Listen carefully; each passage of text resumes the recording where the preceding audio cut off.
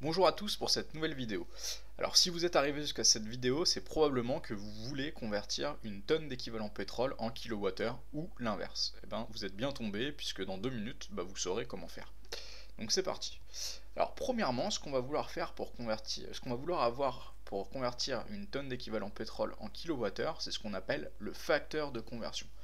En fait, un facteur de conversion, c'est simplement un nombre qu'on va utiliser pour multiplier une unité pour obtenir l'autre unité. Donc avec un exemple, ça sera plus clair. Donc on a une tonne d'équivalent pétrole, et si on veut l'avoir en kilowattheure, on multiplie par le facteur de conversion, donc c'est-à-dire 11 630.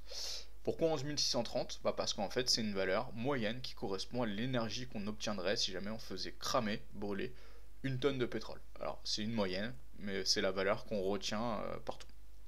Et si on souhaite passer de kilowattheure à tonne équivalent pétrole, on divise par 11 630. Alors on va voir ensemble en une minute deux petits exemples pour être bien sûr que vous sachiez l'appliquer, mais avant ça je vous invite à vous abonner et mettre un petit pouce bleu si j'ai répondu à votre question. Alors deux exemples. Donc, premièrement, on va vouloir convertir l'énergie contenue dans une stère de bois. Alors, pour rappel, une stère de bois c'est 1 mètre cube de bois, c'est une unité de volume qui est utilisée principalement pour le bois de chauffage qu'on met dans la cheminée. Donc une stère de bois c'est 0,147 tonnes équivalent pétrole.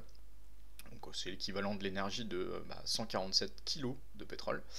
Et si on veut l'avoir en kilowattheure, on utilise le facteur de conversion, donc on multiplie par 11 630 et on obtient 1710 kWh. On va vouloir cette fois-ci donc faire l'inverse, donc passer de kilowattheure à tonne équivalent pétrole, et pour ça on va prendre l'énergie par exemple de la bombe Hiroshima, donc environ 17 millions de kilowattheures. On divise cette fois-ci par 11 630 et on obtient 1505 tonnes équivalent pétrole. Donc l'énergie de la bombe d'Hiroshima, c'est environ l'énergie de 1500 tonnes de pétrole.